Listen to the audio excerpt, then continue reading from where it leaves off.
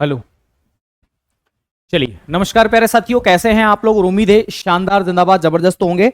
बहुत ही बेहतरीन तरीके से अपनी तैयारी कर रहे होंगे। साथियों, कल भी आपकी क्लास होगी, सबसे पहली बात तो ये, ठीक है। तो कल भी मैं आपकी क्लास लूंगा। मैं विनय कुमार आपकी क्लास लेने के लिए हमेशा तत्पर तैयार रहूंगा, ठीक है। क्यों रहूंगा? क्योंकि आपका सिलेबस मुझे करवाना है देवताओं, है ना। और आप देवियों, आपका सिलेबस पूरा करवाना है, इसलिए मैं आपकी कल क्लास लूंगा। कल शाम को 9:30 बजे आपकी क्लास होगी, ठीक है। तो जल्दी से एक बार इस क्लास से जुड़ेंगे मेरे साथियों और बताएंगे क्या मेरी आवाज प्रॉपर आ रही है, वीडियो प्रॉपर आपको दिखाई दे रहा है ना। चलिए, अक्षय कुमार, अंकित, राम शर्मा, तमाम साथी हमारे साथ जुड़े हुए हैं।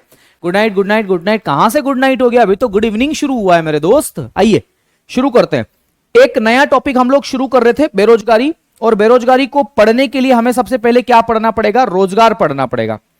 तो बेरोजगारी को समझने के लिए हमारे पास में एक शब्द पहले समझना पड़ेगा जिसका नाम है रोजगार। और रोजगार का मतलब होता है एम्प्लॉयमेंट। क्या बोलते हैं मेरे साथियों? रोजगार का मतलब क्या होता है? एम्प्लॉयमेंट होता है। तो रोजगार क्या है? अगर हम रोजगार को समझ लेंगे तो बेरोजगारी हमें आसानी से समझ में आ जाएगा। हालांकि बेरोजगारी आपको यूं भी समझ में आ जाएगा क्योंकि आप उस दौर से भी गुजर रहे हैं, ठीक है। लेकिन फिर भी मैं चाहूंगा कि एक बार रोजगार शब्द के बारे में आप लोगों को थोड़ी सी सूचना हो तो शायद बेरोजगारी को समझना बहुत आसान हो जाएगा, है ना। जय महाकाल, सभी को राधे राधे, खूब सारा प्यार। आइए, रोजगार क्या होता है? रोजगार का मतलब ये होता है, देखो देखो, मैं आपको बताता हूं दो चीजें। मैं आपको अपने जीवन की दो चीजें बताता हूं। मैं आपको पढ़ा रहा हूं, समझना इस बात को, मैं आपको पढ़ा रहा हूं। अगर मैं आपको पढ़ा रहा हूं मेरे दोस्त, समझना इस बात को ध्यानपूर्वक, तो आपको पढ़ाने से मेरा क्या फायदा? आपको पढ़ाने से मेरा क्या फायदा? तो ध्यान रखिएगा, आपको पढ़ाने से मेरा यह फायदा कि मुझे पैसा मिलता है पढ़ाने का।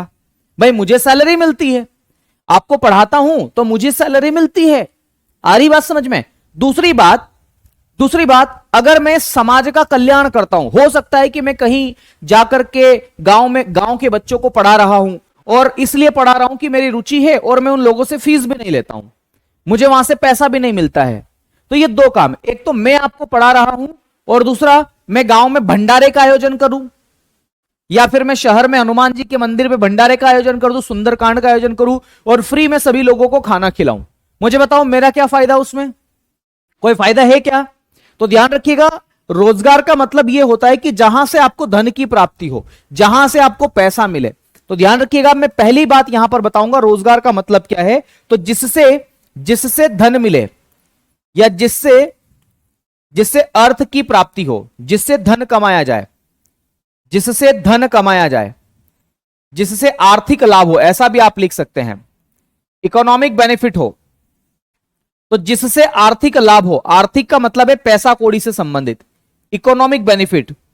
तो मेरे साथियों, मैंने आपको एक बताया बात कि रोजगार का मतलब क्या है। तो ध्यान रखिएगा, जिससे हमें इकोनॉमिक बेनिफिट हो उसी को हम लोग क्या बोलेंगे? रोजगार बोलेंगे। इकोनॉमिक बेनिफिट, इकोनॉमिक बेनिफिट, हमें आर्थिक लाभ हो मेरे साथियों, हमें पैसा, धन, रुपया, जो भी कुछ भी मिलना चाहिए वो मिलना चाहिए। अगर हमें पैसा, रुपया ये सब मिल रहा है तो हम कहेंगे हम रोजगार में हैं, ठीक है। तो रोजगार का मतलब यह है कि जिससे हमें पैसा मिले वो रोजगार, उसे हम रोजगार कहेंगे। और एक बार शायद रील्स भी वायरल हुई थी, पकोड़े बेचना रोजगार में आता है। तो ध्यान रखिएगा, पकोड़े बेचना रोजगार में आता है क्या?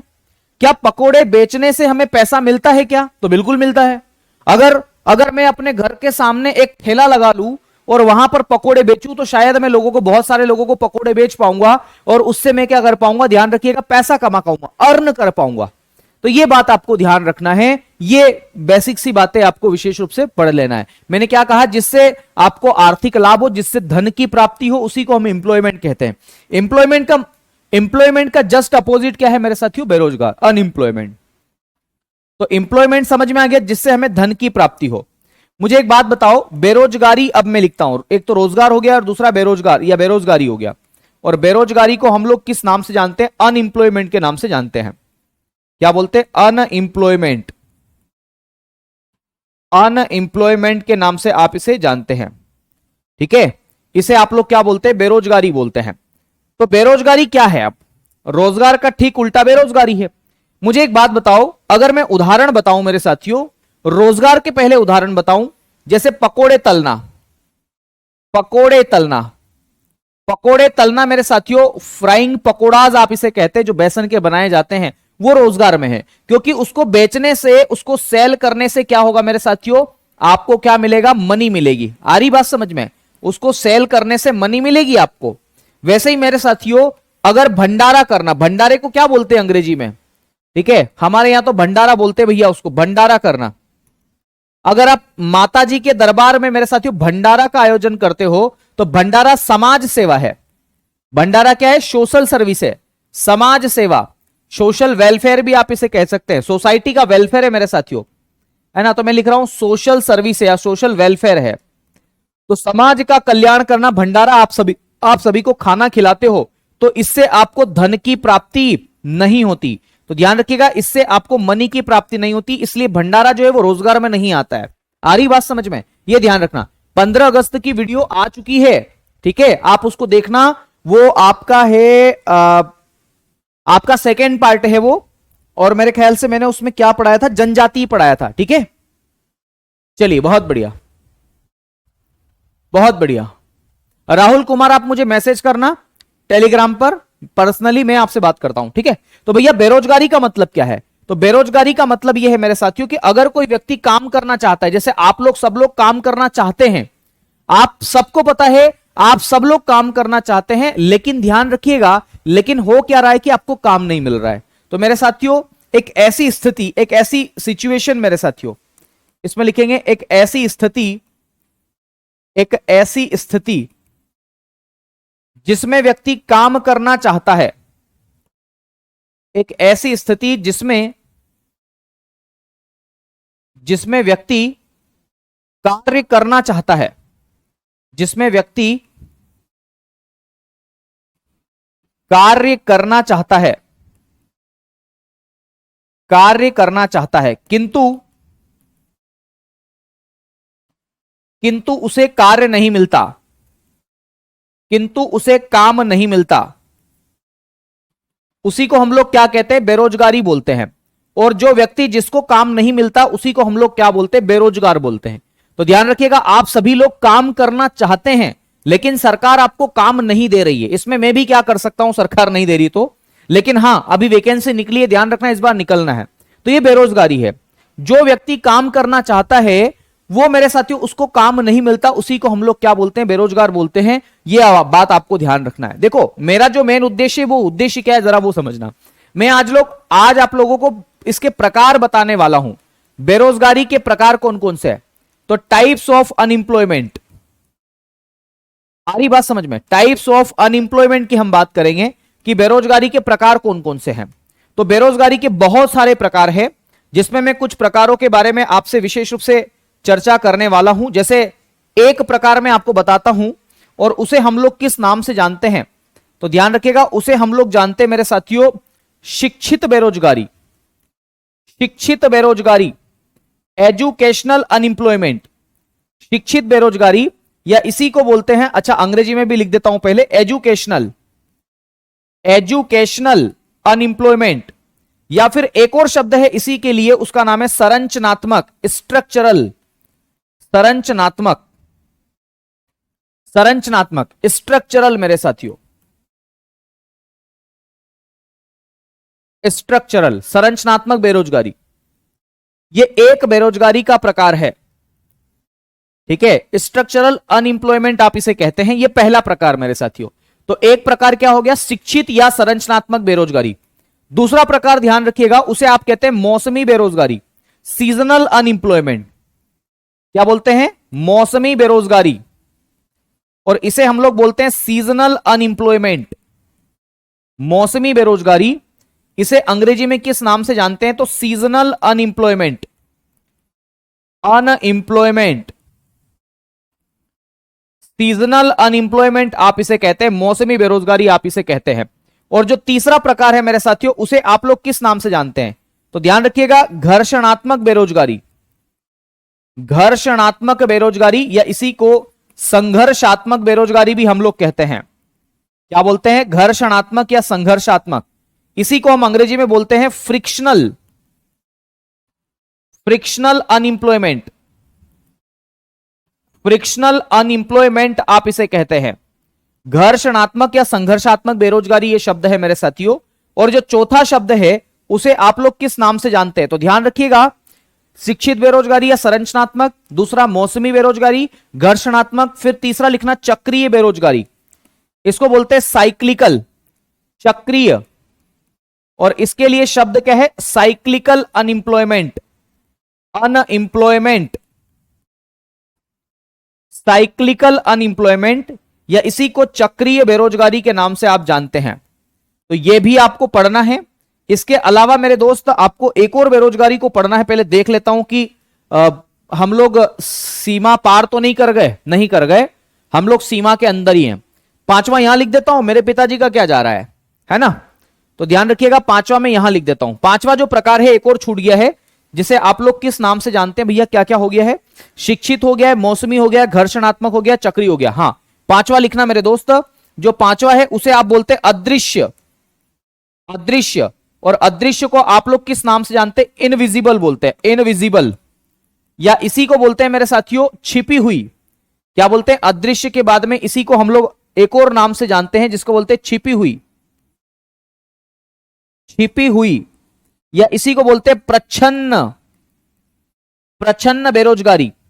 क्या बोलते हैं मेरे दोस्त? प्रच्छन्न बेरोजगारी, प्रच्छन्न बेरोजगारी आप इसे कहते हैं। तो मेरे दोस्त मैंने क्या बताया? अदृश्य या छिपी हुई या प्रच्छन्न बेरोजगारी आप इसे कहते हैं। अंग्रेजी में इसे बोलते हैं हिडन अनएम्प्लॉयमेंट। हिडन का मतलब होता है छिपी हुई, तो हिडन अनएम्प्लॉयमेंट के नाम से आप इसे जानते हैं। क्या बोलते हैं इसको? हिडन अनएम्प्लॉयमेंट के नाम से जानते हैं। तो ये कुल मिलाकर के 5 प्रकार की बेरोजगारी आपको पढ़ना है, क्योंकि यहां से परीक्षा में प्रश्न सीधा सीधा आता है।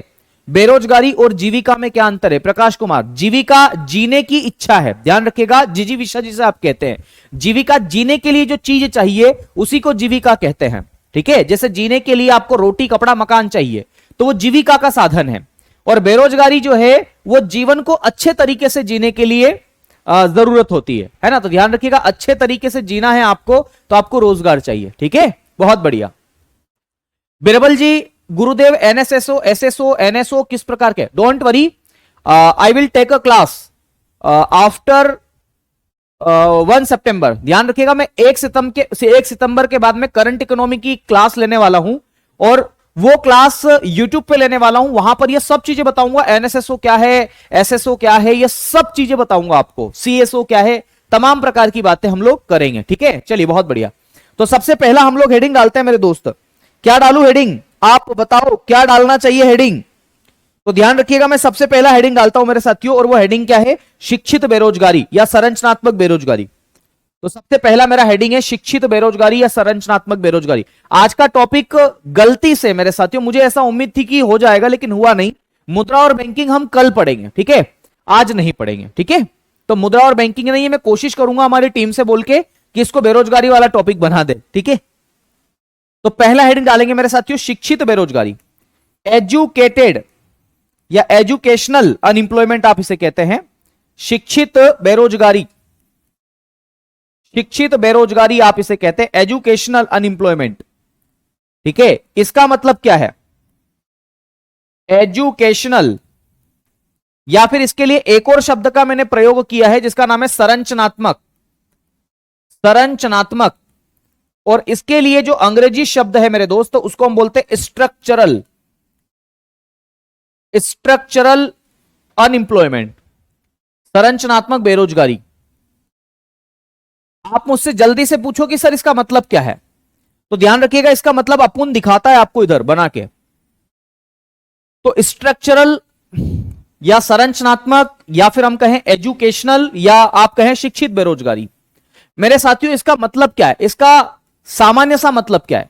तो इसका सामान्य सा मतलब यह, जैसे कि मान लो मैंने जो डिग्री कर रखी वो इंजीनियरिंग की कर रखी है ना? मैं इंजीनियर हूं, मतलब मैंने डिग्री इंजीनियरिंग की कर रही, मैकेनिकल इंजीनियर हूं, एरोनॉटिकल्स इंजीनियर हूं, तो मेरी जवाबदारी है कि मैं मशीन बनाऊं, किसी बड़ी कंपनी में काम करके देश की जीडीपी को आगे बढ़ाऊं। आ रही बात समझ में? लेकिन दिक्कत क्या है कि मैं किसी स्कूल में टाइपिंग करता हूं, टाइपिंग, किसी स्कूल में कंप्यूटर सिखाता हूं। तो मुझे बताओ, मेरी योग्यता थी इंजीनियर की, लेकिन मुझे काम क्या मिला? टाइपिंग का। अरे मैं टाइपिंग कर रहा हूं, यह गलत बात है कि नहीं है? मेरी योग्यता, मेरी एलिजिबिलिटी जो है मेरे साथियों, वो मैच कर रही है क्या मेरे वर्क से, मेरे रोजगार से, एम्प्लॉयमेंट से काम कर रही है क्या? नहीं कर रही। हालांकि मैं पढ़ाता हूं और नहीं मेरे पास कोई बीएड है, नहीं कुछ है, लेकिन फिर भी मैं आपको पढ़ाता हूं। तो ध्यान रखिएगा, इसमें यह आपको ध्यान रखना है, शिक्षित बेरोजगारी का मतलब यह है कि योग्यता के अनुसार किसी को काम नहीं मिलता है, उसे हम बोलते हैं शिक्षित बेरोजगारी। या इसको और आसान भाषा में अगर मैं कहूं कि रोजगार और योग्यता में तालमेल नहीं बैठना, तो रोजगार और योग्यता, एम्प्लॉयमेंट एंड एलिजिबिलिटी, रोजगार और योग्यता, योग्यता में तालमेल, तालमेल का न होना, का ना होना, यानी कि योग्यता बहुत ज्यादा है लेकिन रोजगार मुझे बहुत छोटा मिला हुआ है, इसी को हम बोलते हैं शिक्षित बेरोजगारी। और आजकल देखने को मिलेगा हर कोई व्यक्ति जो इंजीनियरिंग कर रखा है वो भी चपरासी ग्रुप डी की नौकरी का फॉर्म भर देता है। तो कहीं ना कहीं भारत में शिक्षित बेरोजगारी देखने को मिलती है। तो इसी को मेरे साथियों शिक्षित बेरोजगारी आप लोग कहते हैं, इसी को एजुकेशनल अनएम्प्लॉयमेंट के नाम से जाना जाता है। तो मेरे साथियों एम्प्लॉयमेंट एंड एलिजिबिलिटी में कोई भी क्राइटेरिया जो है वो एक जैसा है ही नहीं। आ रही बात समझ में? तो ये बात आपको ध्यान रखना है। कोई दिक्कत यहां तक किसी को? चलिए दूसरी बात मेरे साथियों, दूसरे प्रकार की बेरोजगारी की हम बात करते हैं कि दूसरे प्रकार की बेरोजगारी क्या है। दूसरे प्रकार की बेरोजगारी मौसमी बेरोजगारी, सीजनल अनएम्प्लॉयमेंट, मौसमी बेरोजगारी, मौसमी बेरोजगारी, और इसी को हम लोग क्या बोलते हैं? Seasonal unemployment, seasonal unemployment, seasonal unemployment.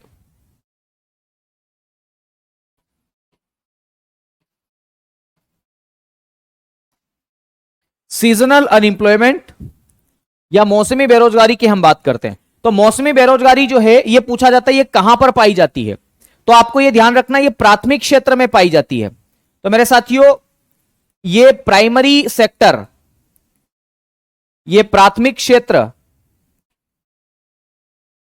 प्राथमिक क्षेत्र इसे आप बोलते हैं प्राइमरी सेक्टर, ये प्राथमिक क्षेत्र या प्राइमरी सेक्टर, ध्यान रखिएगा, या फिर ग्रामीण क्षेत्र, रूरल एरियाज, ग्रामीण क्षेत्र, रूरल एरियाज है ना, ये प्राइमरी सेक्टर या ग्रामीण क्षेत्र, रूरल एरियाज, या कृषि क्षेत्र, कृषि क्षेत्र जिसे आप बोलते हैं अंग्रेजी में एग्रीकल्चर सेक्टर। चलो मैं इधर लिख देता हूं, या कृषि क्षेत्र जिसे आप लोग एग्रीकल्चर सेक्टर के नाम से जानते हैं। हालांकि प्राइमरी सेक्टर को ही एग्रीकल्चर सेक्टर के नाम से जाना जाता है। या कृषि क्षेत्र में देखने को मिलती है, में देखने को मिलती है, में देखने को मिलती है। आपने देखा होगा ना प्राइमरी सेक्टर में मेरे साथियों ये सब चीजें देखने को मिलेगी गांव खेतों में। गांव में क्या होता है कि जब फसलों की कटाई होती है, ध्यान रखिएगा, जब क्रॉप्स की कटाई होती है और बुआई होती है, फसल जो है मेरे साथियों या क्रॉप्स है, अगर हम क्रॉप्स की बात करें मेरे साथियों, इनकी कटाई होती है, कटाई हार्वेस्टिंग होती है मेरे साथियों, और जब इनकी बुआई होती है, जब फसलों की कटाई और बुआई होती है तभी लोगों के पास में क्या होता है? रोजगार होता है।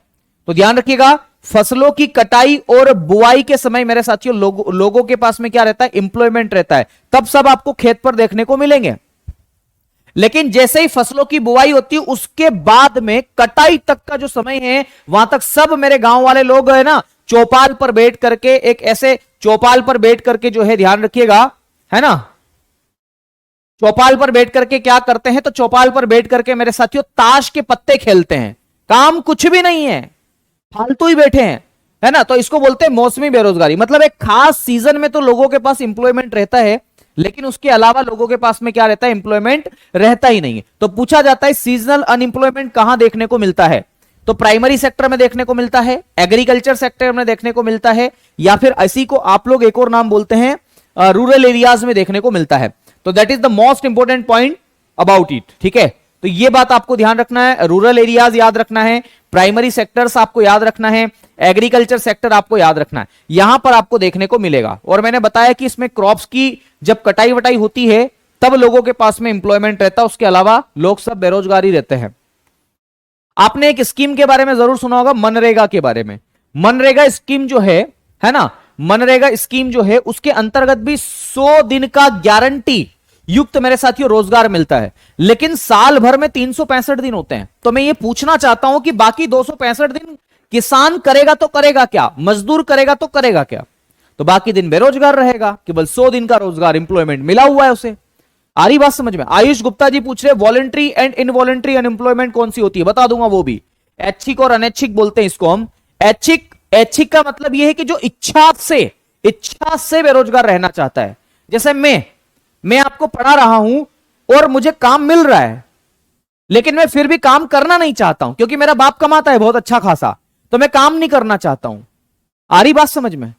तो यही बात है, इसको बोलते हैं ऐच्छिक बेरोजगारी। और दूसरा अनैच्छिक का मतलब यह है, या ध्यान रखिएगा, अनैच्छिक का मतलब यह है कि, हाँ बिल्कुल, विवेक तिवारी जी क्वेश्चन पूछ रहे सर जी मैं 2025 में सीजीएल का एग्जाम दूंगा तो ज्योग्राफी विनर 2 पॉइंट से करूं या यूट्यूब की क्लास, कौन सी बेटर? यूट्यूब क्लास से कर लो, मजा आ जाएगा।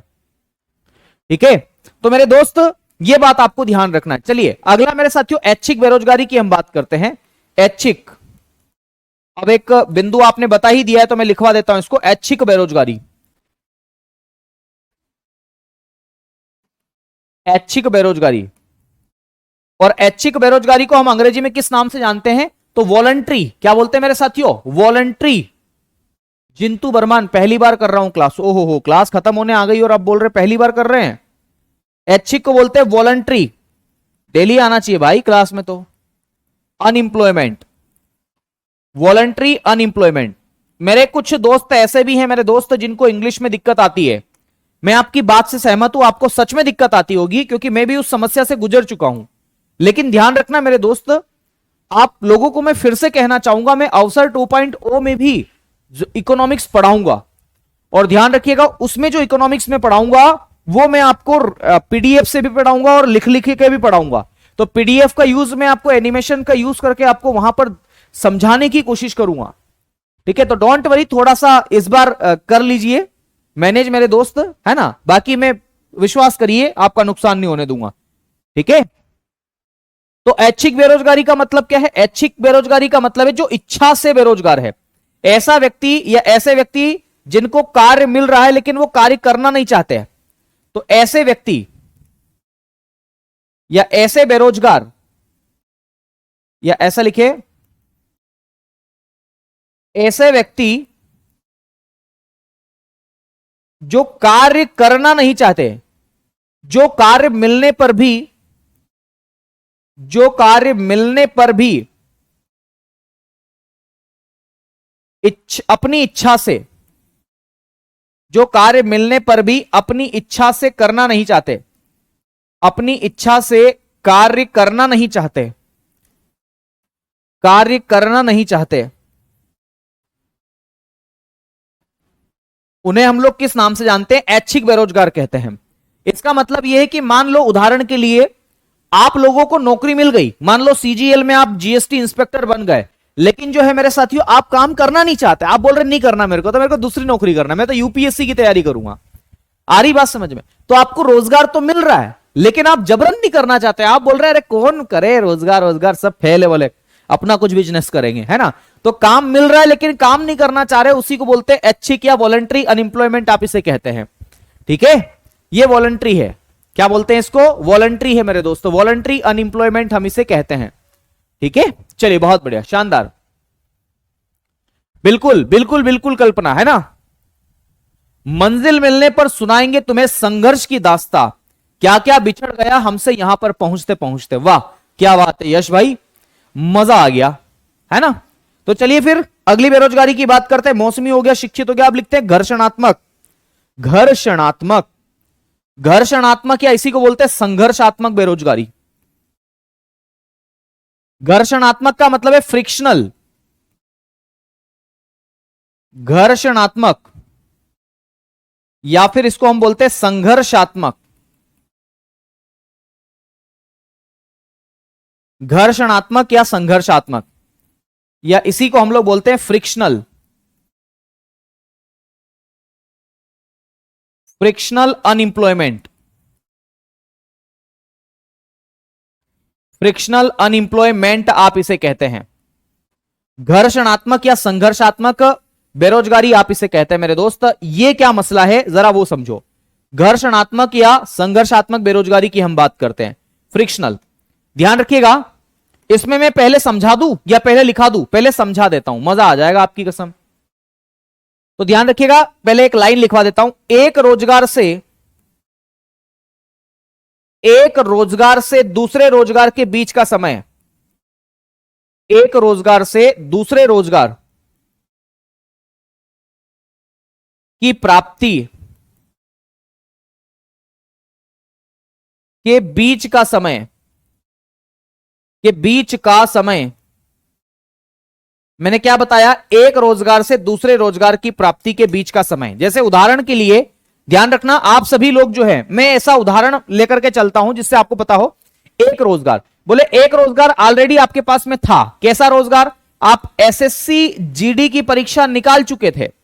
ध्यान रखना, आपने एसएससी जीडी की परीक्षा निकाल ली और आपने ज्वाइन भी कर लिया और आपको मजा नहीं आया काम करके। आपने कहा अरे यार ये तो थर्ड क्लास जॉब है, हालांकि जॉब बहुत अच्छी है। आपने कहा मजा नहीं आ रहा, छोड़ो इसको, कुछ अलग करते हैं। आ रही बात समझ में? बोले कुछ अलग करते हैं। आ रही बात समझ में? तो आपने क्या किया? इस एसएससी जीडी से क्या कर लिया? इस्तीफा दे दिया।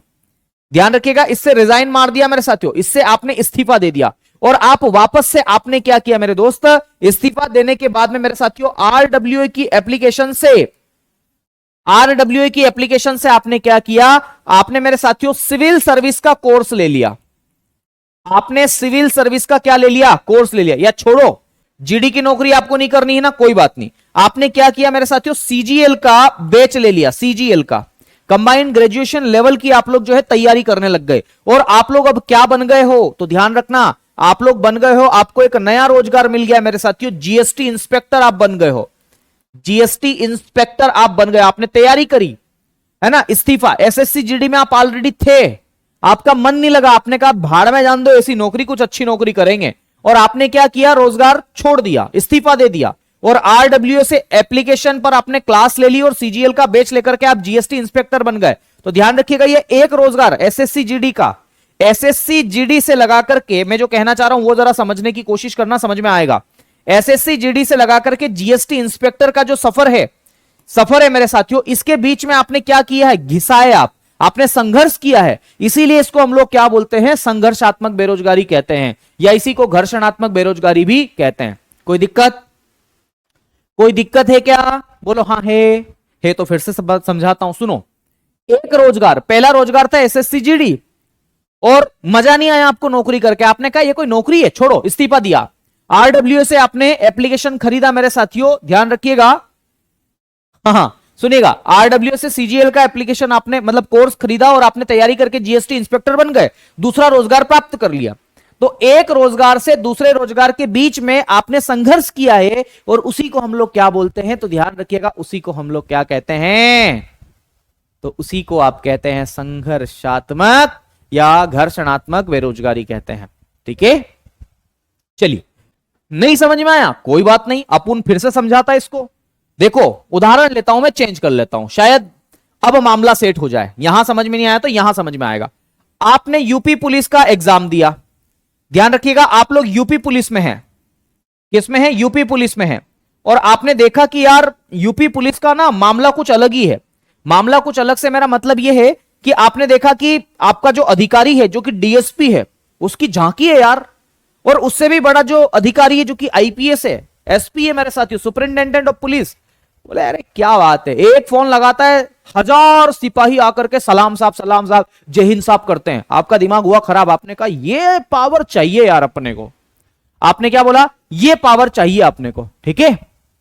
और फिर आपने क्या किया मेरे दोस्त? जब ऐसी बात कही कि ये पावर अपने को चाहिए, आपने यूपी पुलिस की परीक्षा से, आप टॉपर हो ध्यान रखना, आपने यूपी पुलिस की परीक्षा से क्या दे दिया? इस्तीफा दे दिया। आपने कहा भाड़ में जाए यूपी पुलिस, आपने इस्तीफा दे दिया और आप तैयारी करने लग गए किस चीज की? तो ध्यान रखिएगा, आपने तैयारी करी यूपीएससी की। किसकी तैयारी करी मेरे साथियों? यूपीएससी की तैयारी करी। और आपने जब यूपीएससी की तैयारी करी, उसके बाद में आप क्या बन गए? आप बन गए आईपीएस, इंडियन पुलिस सर्विस में चले गए मेरे साथियों। तो यूपी पुलिस से लगा करके आईपीएस तक का जो सफर है, ये बीच का जो गैप है जिसमें आपने बहुत मेहनत करी, उसको हम लोग क्या बोलते हैं? संघर्षात्मक, या इसी को घर्षणात्मक बेरोजगारी के नाम से जानते हैं। You get my point? अरे यू गेट माई पॉइंट? बताओ भैया बताओ। अमित कुमार ने अपना नाम सुनने के लिए कह दिया है कि सर आवाज नहीं आ रही है, बाकी किसी को कोई दिक्कत है क्या? है ना? चलिए बहुत बढ़िया, बताओ सब लोग बताओ एक बार, यहां तक कोई दिक्कत तो नहीं है? अगर दिक्कत नहीं है तो प्लीज इसको एक बार रिवीजन कर लो, प्लीज भगवान के लिए कर लो, मेरे लिए मत करो, अपने लिए भी मत करो। एक बार प्लीज इसको पढ़ लो जो मैंने अभी तक पढ़ाया। रोजगार क्या है, बेरोजगारी क्या है, और बेरोजगारी के प्रकार जितने भी मैंने बता दिए अभी उतना ही कर लो। मैंने आपको कौन कौन से बता दिए एक बार मैं फिर से बता देता हूं। शिक्षित में बता चुका हूं, मौसमी में बता चुका हूं, घर्षणात्मक में बता चुका हूं, अब चक्रीय और अदृश्य आपको बताने वाला हूं। तो पहले इन दोनों को बताने से पहले मैं चाहता हूं कि आप लोग जो है इतना रिवीजन कर लो अपनी नोटबुक से, है ना? चलिए, तब तक जिनको डाउट है वो कमेंट पूछ लो। Okay okay okay okay okay, yes sir yes sir yes sir yes sir, जी सर जी सर जी सर जी सर, हो बताएं सर इसकी डेफिनेशन बुक्स में। अरे यार डेफिनेशन को मारो गोली, कहां डेफिनेशन के चक्कर में पड़े हो आप लोग? कॉन्सेप्ट समझ में आया कि नहीं आया ये बताओ। डेफिनेशन क्या है?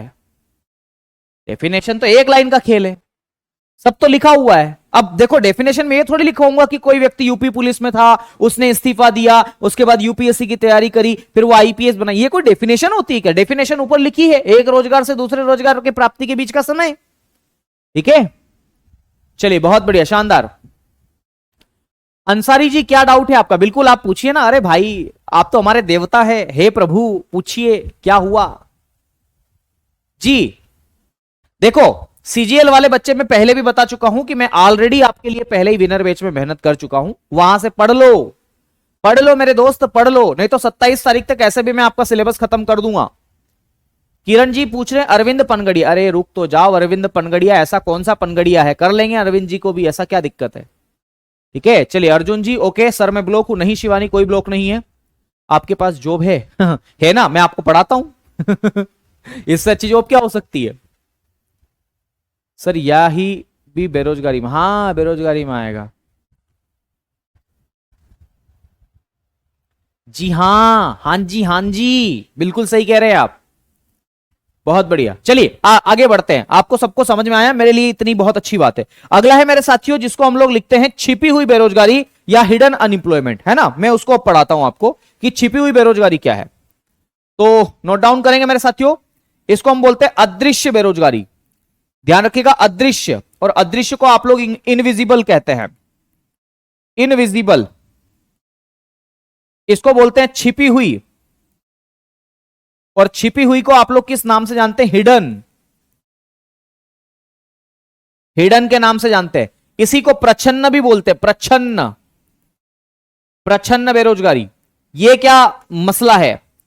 मसला कुछ नहीं है, बहुत सिंपल सी बात है। जहां में बेरोजगारी दिखाई नहीं देती वो छिपी हुई है, बस इतनी सी तो बात है। पर फिर भी इसको भैया याद कैसे करना है? तो सबसे पहली बात तो ये लिखना जो कि परीक्षा में आती है, यह ग्रामीण क्षेत्रों में पाई जाती है। ये ग्रामीण क्षेत्रों में पाई जाती है। ये ग्रामीण क्षेत्रों में, ग्रामीण क्षेत्रों का मतलब है रूरल एरियाज। अभी बताऊंगा कैसे। यह ग्रामीण क्षेत्रों में, ग्रामीण क्षेत्रों, या फिर इसी को लिखना कृषि क्षेत्र, कृषि क्षेत्र, या इसी को एग्रीकल्चर सेक्टर बोलते हैं, या फिर इसी को मेरे साथियों क्या बोलते हैं? प्राथमिक क्षेत्र।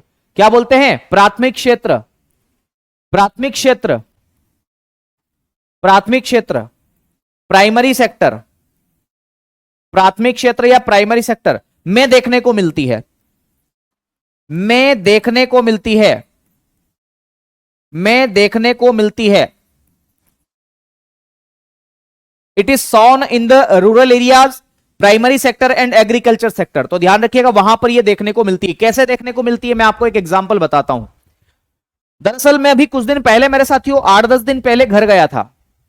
कहां पर गया था? 8-10 दिन पहले घर गया था। मेरे घर के पास में ना, मेरे घर के पास में एक जेसीबी से खुदाई चल रही थी, नाले नाले साफ कर रहे थे वो। घर के सामने जो नाला है, कचरा है, उसको साफ कर रहे थे। तो मैं वहां जाके खड़ा हो गया। मैंने देखा, मैं अरे यार क्या मजा आ रहा है, ऐसे हाथ वाथ बांध के मैं ऐसे देख रहा हूं, बिल्कुल क्या बात है, क्या जेसीबी चलती है, बिल्कुल उसकी सूंड यूं करके हो करके ने ऐसा कचरा अचरा निकाल देती है, बिल्कुल मजा आ रहा देखने में। दो चार दोस्त और आ गए, सब लोग खड़े खड़े बिल्कुल जेसीबी को देख रहे हैं, ऐसे देख रहे हैं बिल्कुल, अरे क्या मजा आ रहा है, क्या चल रही है। वास्तविक रूप में अगर देखा जाए तो करीबन हम 1 से 1.5 घंटा वहां ऐसे ही खड़े रहे, बातचीत करते रहे, पता ही नहीं चला, सब गप्पेबाजी करते रहे, सब कुछ चलता रहा। और और मुझे अचानक से याद आया, अरे यार मुझे तो काम था इस बीच। बोले क्या काम था? बुआ जी को लेने जाना था। बोले राखी थी इसलिए मैं काम भूल गया। इस बीच मुझे याद आया कि एक क्लास मेरी मिस हो गई। आ रही बात समझ में? तो मैं ये कहना चाह रहा हूं आप लोगों को, अगर इससे बात समझ में आ गई तो अच्छी बात है, लेकिन अगर नहीं समझ में आई तो फिर से समझो इसको एक और बार, एक और एग्जाम्पल बना लेते हैं। मैं गांव गया, मेरे पिताजी भी पड़ोस में थे, बैठे ही थे। मेरे पिताजी ने कहा बेटा एक काम कर, चल खेत से आते हैं, खेत पे चलते हैं। मैंने कहा चलो बाबा, चलो चलो जल्दी चलो। तो मम्मी ने कहा कि मैं क्या करूंगी यहां, मैं भी खेत पे चलूंगी। तो पापा ने कहा चल तू भी चल।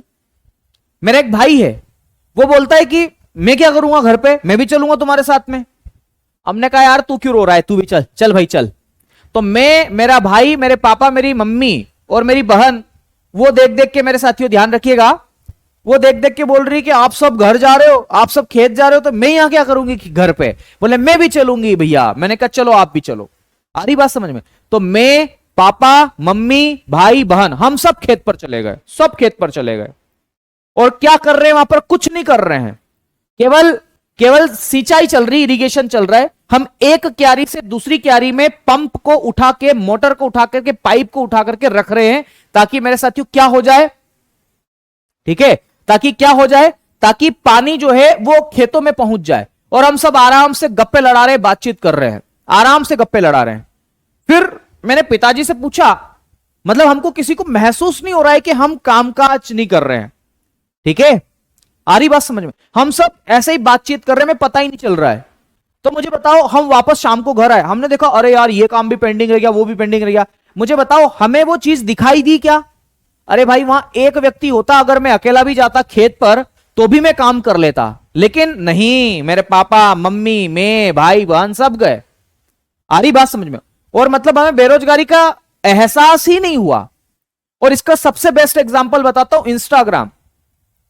आजकल जो सोशल मीडिया में इंस्टाग्राम चल रहा है, व्यक्ति केवल एक, जैसे ये मोबाइल है मेरा, अगर मैंने एक रील ऐसे करी, दूसरी रील ऐसे करी, तीसरी ऐसे करी, चौथी ऐसे करी, पांचवी ऐसे करी, करता गया करता गया करता गया, मुझे पता ही नहीं चलेगा कि कब, मेरे साथियों, मुझे 2 घंटे हो गए इसके अंदर मोबाइल चलाते चलाते, और मुझे पता ही नहीं चलेगा कि मैं बेरोजगार हूं। मुझे ऐसा लगेगा कि बिल्कुल टाइम वेस्ट हो रहा है, मतलब टोटली टाइम वेस्ट में कर रहा हूं। क्या काजल? तो यही मैं आपको बात बताना चाह रहा हूं, ठीक है। चलिए, वो आराम से बात समझ में आ गई। तो मैंने क्या बताया आपको? अदृश्य ग्रामीण क्षेत्रों में, खेतों में देखने को मिलेगी, कृषि क्षेत्र में देखने को मिलेगी, प्राइमरी सेक्टर को देखने को मिलेगी। तो जहां आवश्यकता से अधिक लोगों की संख्या होती है, वहां पर यह अदृश्य बेरोजगारी आपको देखने को मिलेगी मेरे साथियों। तो यह अदृश्य बेरोजगारी होती है। यह क्या होती है? अदृश्य बेरोजगारी होती है, ठीक है। चलिए, कौन सी बची अब? अदृश्य हो गई, अब बची है चक्रीय बेरोजगारी। चक्रीय, साइक्लिकल अनएम्प्लॉयमेंट। तो चक्रीय में केवल इतना ही मैं आपको लिखवाना चाहूंगा, या आप नहीं मानोगे तो फिर पूरा ही लिखवाऊंगा। चक्रीय में आप लोग ये लिखना मेरे साथियों कि यह विकसित देशों में पाई जाती है, चक्रीय बेरोजगारी। चक्रीय बेरोजगारी, और इसी को हम लोग बोलते हैं साइक्लिकल। क्या बोलते हैं? साइक्लिकल अनएम्प्लॉयमेंट आप इसे कहते हैं, साइक्लिकल अनएम्प्लॉयमेंट। इसी को हम लोग आसान भाषा में चक्रीय बेरोजगारी कहते हैं।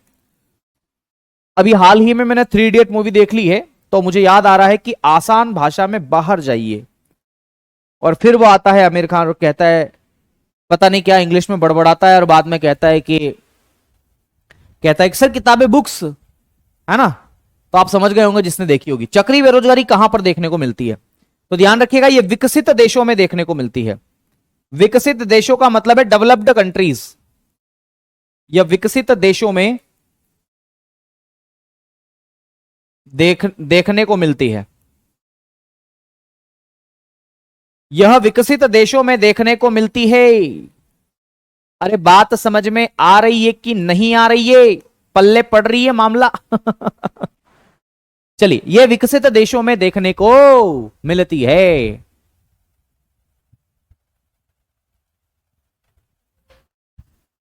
ठीक है, चलिए इतनी बात समझ में आ गई आपको? बहुत बढ़िया, बहुत बढ़िया। अब देखो, चक्री बेरोजगारी में चक्र चलता है। कैसे चक्र चलता है जरा वो समझ लो। जैसे मेरे साथियों, जैसे मैं बताता हूं, जब डिमांड होती है, डिमांड को हम बोलते हैं मांग। तो जब डिमांड होगी तो मेरे साथियों उत्पादन होगा, प्रोडक्शन तभी होगा। जब डिमांड होगी तभी जाकर के क्या होगा मेरे साथियों? प्रोडक्शन होगा। सही है कि गलत है? बिल्कुल बोले सही है बात है सर। तो जब डिमांड होगी तब जाकर के क्या होगा मेरे साथियों? प्रोडक्शन होगा। ठीक है, और अगर प्रोडक्शन करना है तो लोगों को क्या देना पड़ेगा? रोजगार देना पड़ेगा। अरे भाई, उत्पादन अगर हमें करना है तो लोगों को क्या देना पड़ेगा? एम्प्लॉयमेंट देना पड़ेगा, एम्प्लॉयमेंट देना पड़ेगा। तो मेरे साथियों, जब डिमांड ज्यादा होगी तभी प्रोडक्शन होगा, और जब प्रोडक्शन होगा तो लोगों को रोजगार मिलेगा, और रोजगार मिलने की वजह से बेरोजगारी जो है वो क्या होगी? कम होगी। अनएम्प्लॉयमेंट क्या होगा मेरे साथियों? कम होगा। तो अनएम्प्लॉयमेंट कम होगा, नीचे एरो है। लेकिन ये सीमित समय के लिए होता है, लिमिटेड टाइम पीरियड के लिए होता है, हमेशा ऐसा नहीं होता है। तो क्या होता है फिर? हमेशा कभी कभी ऐसा भी होता है कि जब जब डिमांड बहुत कम होती है, समझना, जब डिमांड बहुत कम होती है मेरे दोस्त, डिमांड मेरे साथियों बहुत कम होती है, तो इसकी वजह से प्रोडक्शन भी जो है वो बहुत कम हो जाता है। तो डिमांड कम होने की वजह से प्रोडक्शन जो है वो भी क्या हो जाता है? कम हो जाता है। और जब प्रोडक्शन कम होगा तो लोगों को रोजगार भी क्या होगा? कम मिलेगा। लोगों को रोजगार भी क्या मिलेगा? कम मिलेगा मेरे साथियों, इंप्लॉयमेंट कम मिलेगा। और इंप्लॉयमेंट कम मिलने की वजह से, इंप्लॉयमेंट कम मिलने की वजह से क्या होगा? तो ध्यान रखिएगा, बेरोजगारी क्या हो जाएगी? बढ़ जाएगी। आ रही बात समझ में? तो इसी को बोलते हैं चक्रीय बेरोजगारी। ये साइकिल चलता रहता है, ये साइकिल चलता रहता है मेरे साथियों। ठीक है, इसी को साइक्लिकल अनएम्प्लॉयमेंट के नाम से जाना जाता है। क्या बोलते हैं मेरे दोस्त इसको? साइक्लिकल अनएम्प्लॉयमेंट के नाम से आप इसे जानते हैं, साइक्लिकल अनएम्प्लॉयमेंट। प्रिय रजन कुमार। चलिए, इतनी बात समझ में आ गई? बहुत बढ़िया, शानदार।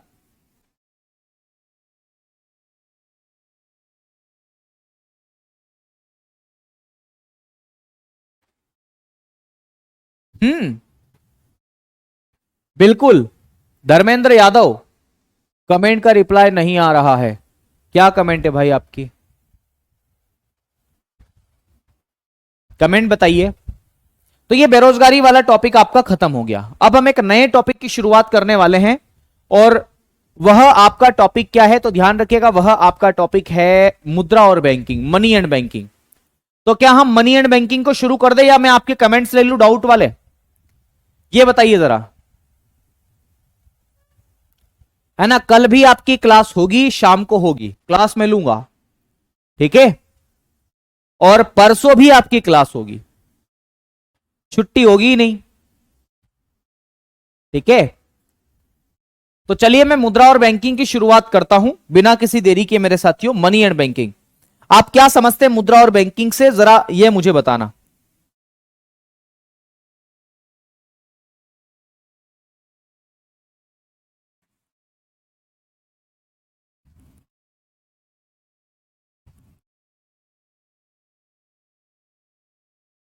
मुद्रा और बैंकिंग, इसको हम अंग्रेजी में किस नाम से जानते हैं?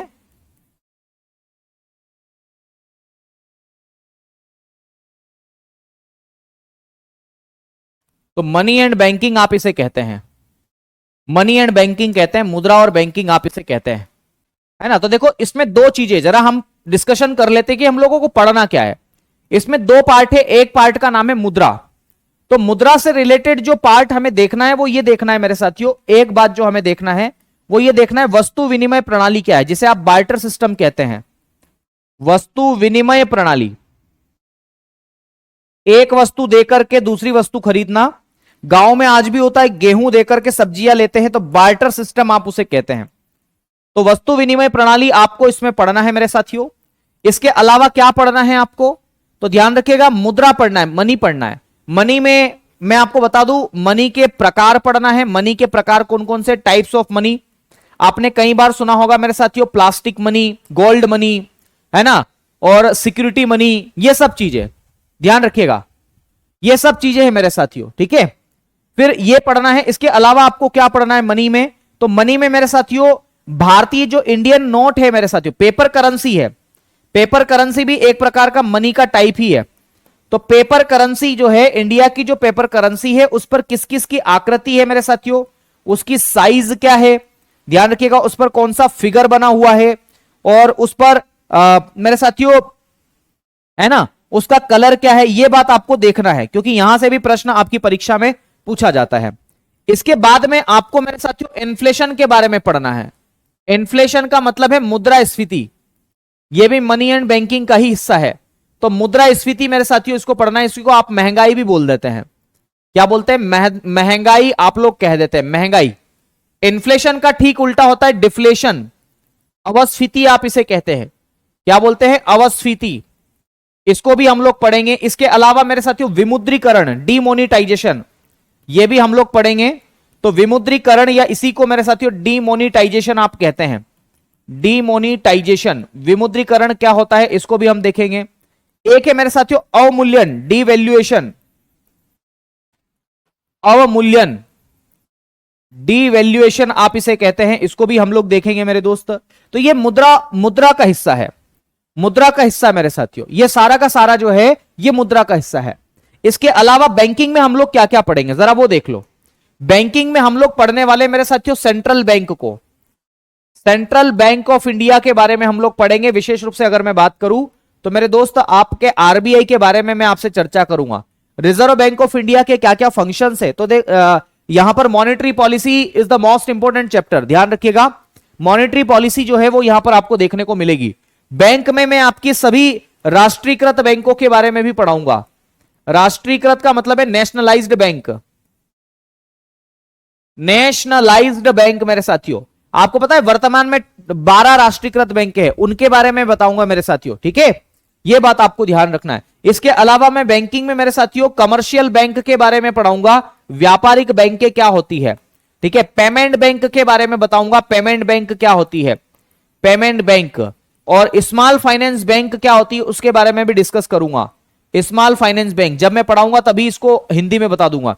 स्मॉल फाइनेंस बैंक को बोलते हैं लघु वित्त बैंक। इसके अलावा मेरे साथियों बैंकिंग में और क्या आता है, नाबार्ड की मैं बात करूंगा, नेशनल एग्रीकल्चर बैंक, है ना, रूरल एंड डेवलपमेंट हम इसको बोलते हैं। इसके बाद में सिडबी के बारे में बात करूंगा, small industries development bank of India बोलते हैं इसको। आईडीबीआई के बारे में बात करूंगा, industrial development bank of India आप इसे कहते हैं। और एनएचबी के बारे में बात करूंगा, नेशनल हाउसिंग बैंक भी आप इसे कहते हैं।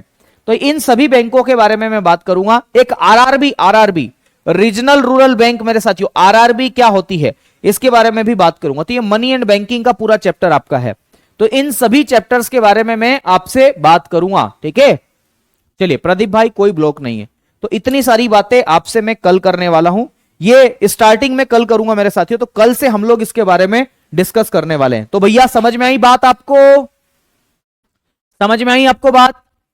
हाँ, एचडीएफसी के बारे में भी बात कर लेंगे, है ना।